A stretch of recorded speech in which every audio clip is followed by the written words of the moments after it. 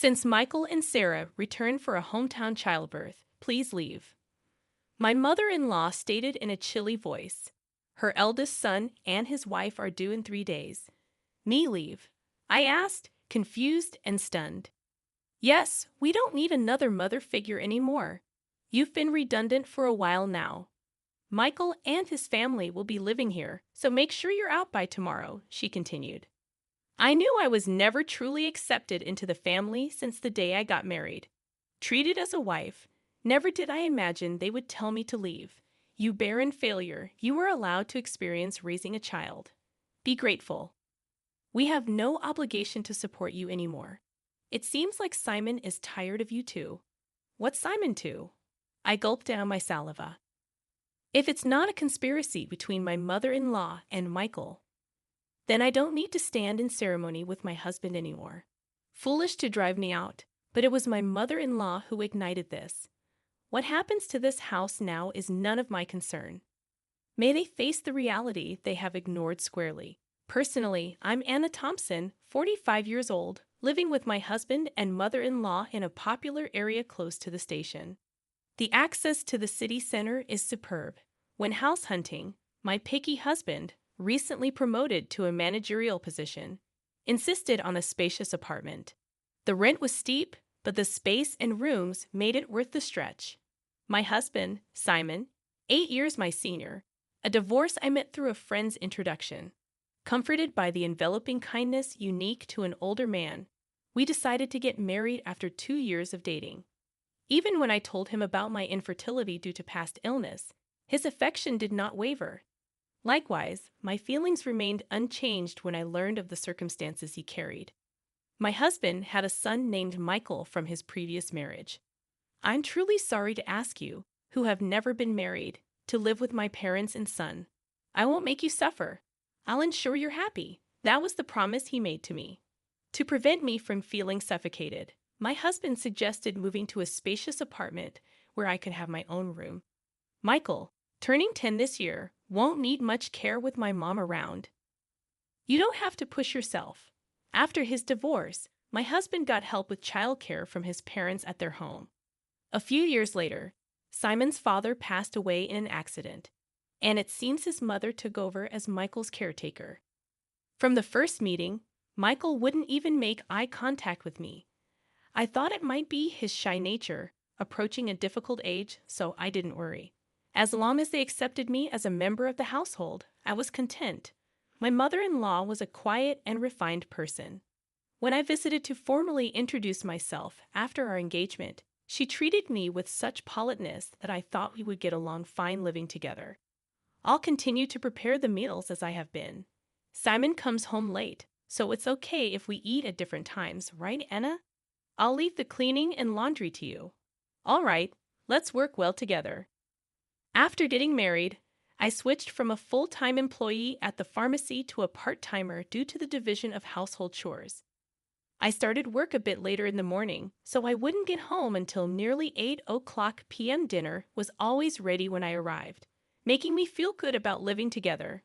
My mother-in-law and Michael usually had dinner before I got home, so I was always eating alone.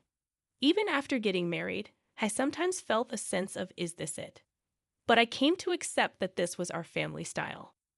From the beginning, my mother-in-law never really liked me and didn't consider me part of the family at all. Michael, the school's activity day is before summer, right? When is it? We're all going to see you. Sometime after getting married, I tried to break the ice with Michael, who still hadn't warmed up to me. No, as Michael faltered.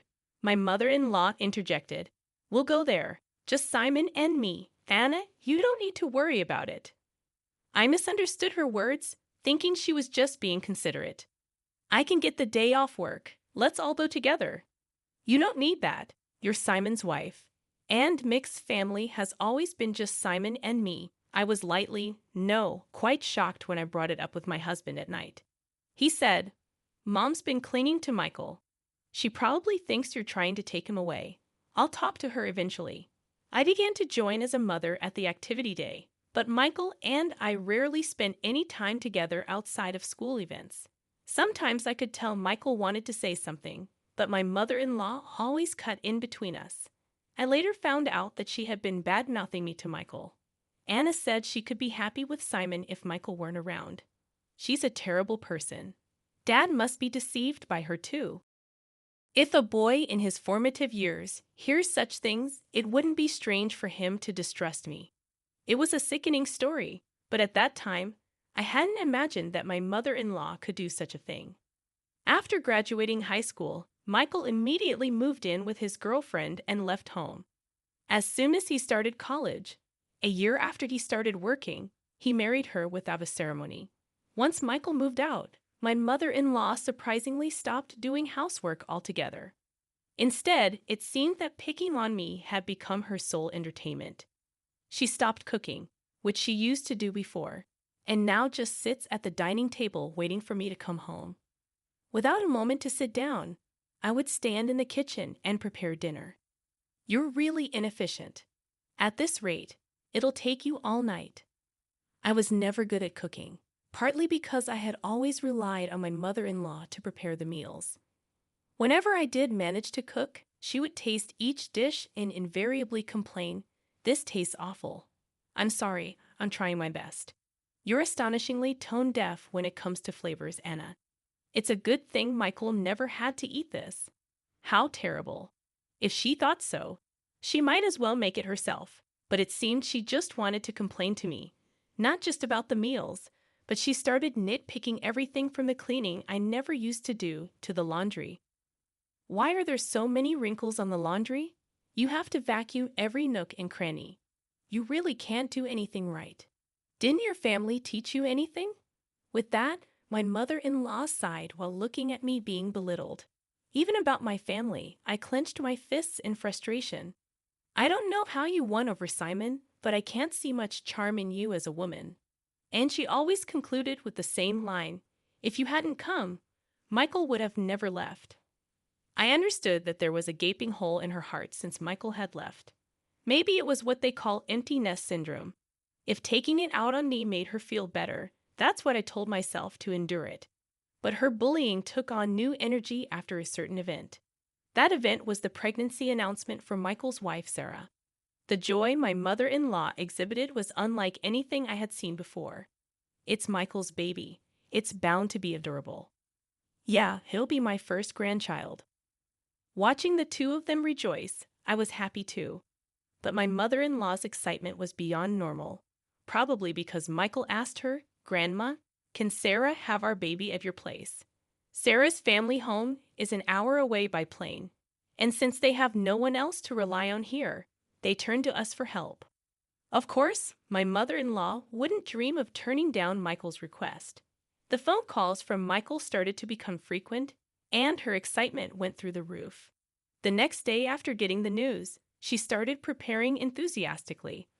From cleaning out Michael's room to preparing the bedding and making a list of baby items, it was like she had great-grandchild fever. Naturally, I had to get involved too. When I returned from work, "Anna, I vacuumed Michael's room, so you need to wipe the floors and the windows and please wax them too. This weekend we're going to the department store to look at baby cribs." Cleaning and waxing at night was tough, especially after a long day at work. If I even thought about cutting corners, I'd be told to do it over again. Moreover, my mother-in-law started asking for money, and before I knew it, the house was overflowing with baby stuff. "Anna, I need you to withdraw some money tomorrow. There are things I want to get ready for the baby again. Isn't it wasteful to prepare so much when Sarah and Michael haven't even arrived? Shouldn't we wait and choose together with them?"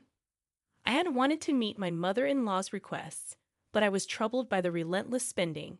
How can you be so cold? It's Simon's grandchild. Oh, that's right.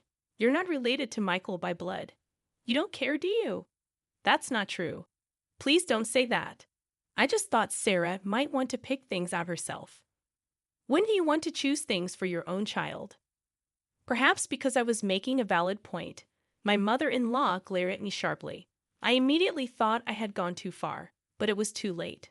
Without a word, my mother-in-law went back to her room looking upset. I did reflect on it, but I was also shocked to be spoken about in such a way. regarding Michael. The next morning, my mother-in-law didn't come out of her room, perhaps still angry.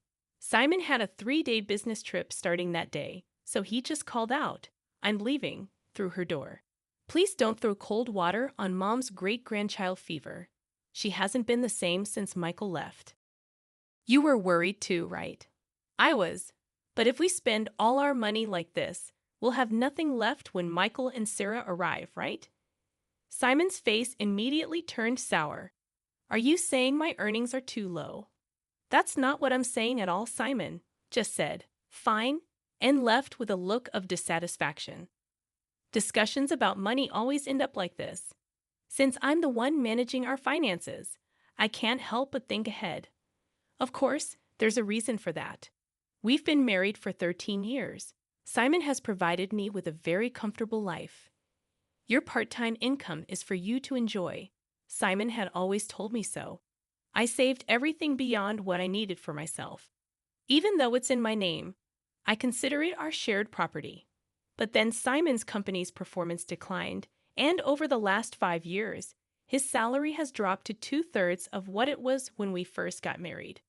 While there's uncertainty whether his company will last until his retirement, he doesn't seem to consider changing jobs. For appearances in front of my mother-in-law, my husband couldn't give up his title as a department head. Now I'm the one paying the rent, and he covers the living expenses. We've kept this from my mother-in-law to save my husband's face. That day, I left work a bit early to apologize to my mother-in-law. When I got home, she was already sitting at the dining table waiting for me. "I'm sorry about yesterday. I may have gone too far," I admitted, but my mother-in-law remained silent. Instead, she blindsided me with unexpected news. Michael and Sarah are returning for a hometown childbirth. "Please vacate," my mother-in-law declared in a chilly tone. The eldest son and his wife were set to arrive in 3 days. Perplexed and stunned, I asked, "I have to leave." She affirmed, "Yes, we don't need another mother figure anymore. You've been redundant for a while. Michael and his family will be living here. Make sure you're out by tomorrow." The realization hit me hard. I had never truly been accepted into the family since the day I got married. I had always been treated as an outsider. The news of Michael's return for the birth made it clear. "You barren failure," my mother-in-law continued. "You are allowed to experience raising a child. Be grateful. We have no obligation to support you anymore. It seems like Simon is tired of you too. Maybe he's getting along well with a new girlfriend by now." Shocked, I gulped down my saliva, contemplating the possibility of my relationship with my husband growing distant.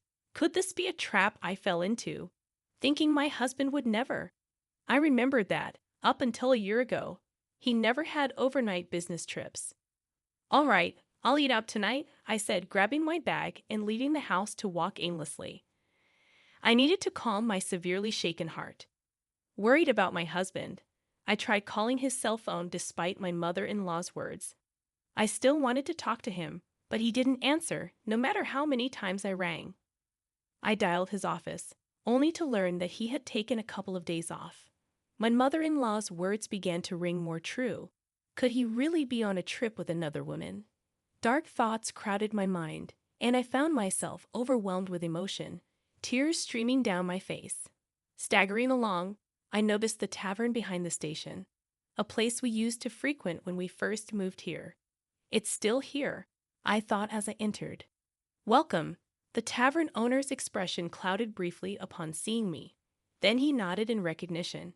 "Hey, long time no see. It's been about 8 years. I used to come here a lot with my husband," I said. "Yes, it's been a while." "I remember you," he replied. I couldn't help but smile, feeling a sense of relief. "Can I get a beer and a mixed plate of grilled chicken, please?" I asked. The owner, a man of few words as always, nodded. As I sipped the cold beer and savored the grilled chicken, I took out my cell phone, and the screensaver lit up with a photo of us when Michael turned 18. Looking sharp in the slim suit we had picked out together, I wished for us to be closer as a family. The beer washed down my throat, taking the day's fatigue with it. Could I really move out tomorrow? Contemplating the next steps, I searched for moving companies, finding one for the job the next day. I also looked up junk buyers and saved 2 companies in my favorites. Changing the screensaver on my phone seemed to clear my head completely. The beer and grilled chicken tasted exceptional. I decided to think about everything once I got home. Walking away from the tavern, I was called from behind. A young waitress from the tavern was running towards me. "Excuse me, are you Mrs. Thompson? I noticed the screensaver on your phone," she said. Confirming my identity, she dropped a bombshell. My husband was having an affair with one of their employees. We exchanged contact information, and she promised to keep me informed. My mother-in-law's words appeared to be true. Instead of sadness, a fierce anger welled up within me. It was time to confront this head-on. Booking an appointment with a moving company, I resolved to move out that day. If it wasn't a conspiracy, and my mother-in-law and Michael were truly involved, then I no longer needed to honor my husband. Returning home, I packed my belongings until midnight. Without hesitation, the moving company arrived on time, and I made it clear that I was leaving. As requested, they took everything I had bought, erasing every trace of my presence. My mother-in-law panicked, but I was resolute. "I'm taking everything I bought. You can start a completely new life tomorrow," I declared, suppressing a laugh. Ignoring her protests, I proceeded to have everything taken out. My mother-in-law complained loudly to the movers, but there was nothing she could do. The only items left in the house were piles of baby gear and her old dresser from before the marriage. "Well then, I bid you farewell. There should be no trace of me left, so enjoy your life with Simon, Michael, and his family," I declared, leaving her sitting there stunned. Placing the keys on the table, I exited the room. The movers held onto my things for a while, and I decided to stay with a single colleague for some time. Feeling a sense of completion, I slept soundly that night. A week later, I finally heard from my husband. I wondered if he was scheming with that other woman. While my husband was dragging his feet, I received a call from the young woman at the tavern. "Got a good shot, so I'll send it to you." In the photo, my husband was chatting up a not-so-young woman at the tavern. Maybe out of a sense of justice, the young woman must have followed them after they closed. There was also a photo attached of the two entering a hotel. Even in such times, the cheating continues, I thought, and any last bit of affection I had for my husband dissipated. I asked for the woman's name and had her address looked up. The next day, armed with all the evidence of the affair, my husband called. "Anna, where are you? Michael and his family are here too. Aren't you going to come home soon?" "No, I'm not coming back. Your mom told me to leave. I'm done here. Michael and his family are going to live with you now, right?" I knew it. Michael and his family were out of money and looking to crash at our place. I heard that after graduating from a vocational school, they've been hopping from job to job, and now they're working part-time. "No. I want you back, Anna. I went to the pharmacy, and they said you're off for a bit. Got a place to crash." "Yeah, I'm fine. So don't worry about me. Your mom and Michael didn't like me, right? I reckon they're happy to have the place to themselves without me around." My snide comment left my husband speechless. He knew his mother and Michael never accepted me as family, but pretended not to see it. "Well, all right. I have something to say, so I'll come back there once," my husband replied with a relieved please in his voice. Days later, I returned to the house for the first time in a long while. Some new pieces of furniture and appliances were inside. When Michael and Sarah saw me, they just nodded from their seats on the sofa without getting up. As I took a seat, my mother-in-law glared at me with a scary look on her face. The atmosphere was tense, and just as I thought to get things done and leave quickly, Michael spoke up. "What are you doing here? You took everything from the house. What kind of monster does that? Dad's been supporting you, and you've had it easy." I sighed. "I took everything because I paid for it. I wanted to remove all traces of me, just as you wanted, right? That's crazy, right? There's no way you could afford all that just working part-time at the pharmacy," my husband said. When I glanced at him, he started talking as if he'd resigned himself. We've been getting by on what Anna and I both make for a little while now. Then the stuff you took should be both yours." Instead of my speechless husband, I decided to speak up. "Simon's company has been doing poorly, and his salary plummeted. That's why, for the past 5 years, I've been covering what's missing. But that wasn't enough, and now I'm the one paying our rent." My mother-in-law looked at my husband with surprise. "I'm not just a part-timer, I'm a part-time pharmacist, and the pay is quite good. I'm making more than Simon now." At my words, my husband awkwardly looked away. My mother-in-law's eyes were frantically shifting between my husband and me. "From now on, Michael, you'll be paying the rent. You're going to live here, right? After all the help your grandma's given, it's time for you to take care of her." Michael looked at me with a shocked expression. When I dropped the news suddenly, "Rent? How much is it?" he asked. "It's $5,600. Good luck, since it seems my role as a mother is over. I don't have an obligation to take care of you anymore. Pull yourself together. You're going to be a father soon." Michael murmured with a shake of his head, "That's impossible." It was Sarah who raised her voice upon hearing this. "Wait, $5,600? Weren't we supposed to live here for free, covering rent and living expenses?" I almost burst out laughing. "Don't worry, Sarah. You can move to a cheaper place. Simon still makes a decent salary." Hearing this, Sarah's face relaxed a bit. "Oh, since I'll be leaving you, Simon, life might still get tough with your mistress, huh?" At that, Sarah finally broke down in tears. It was my husband who panicked. "What? What are you talking about?" Sarah replied, "Oh, your mother told me about the new woman. I guess it's time to end my role as a wife, too. My husband must think there's no evidence. Indeed, it hasn't even been 10 days since I left the house. Wouldn't that hurt Mary if she heard you? Well, I'll get in touch about that later."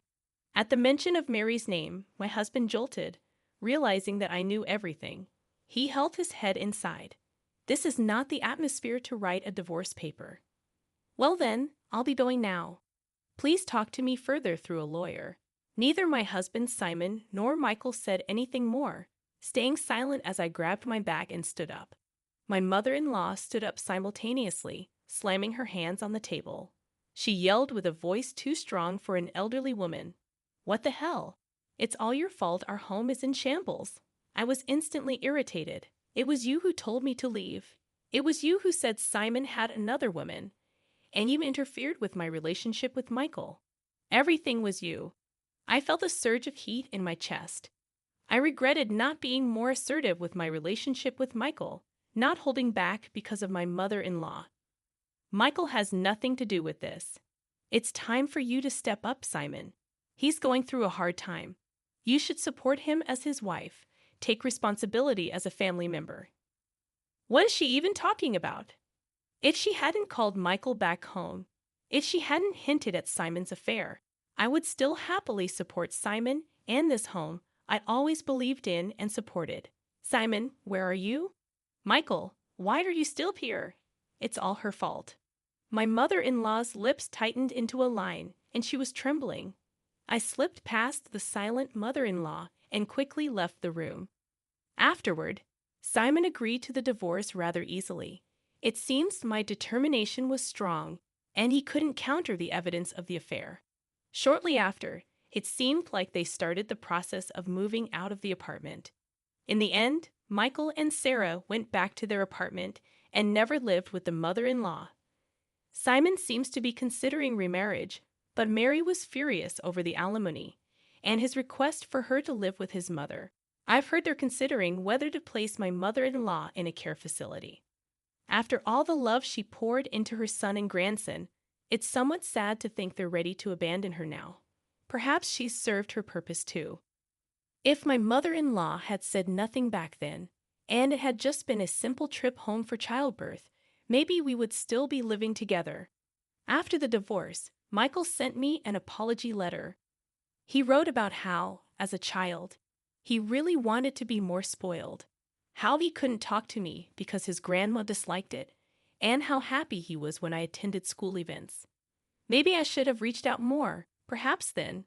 We could have built a different relationship. Even though our relationship has ended, I quietly pray for Michael's happiness in life. I've returned to work as a pharmacist and quickly rented an apartment close to my workplace.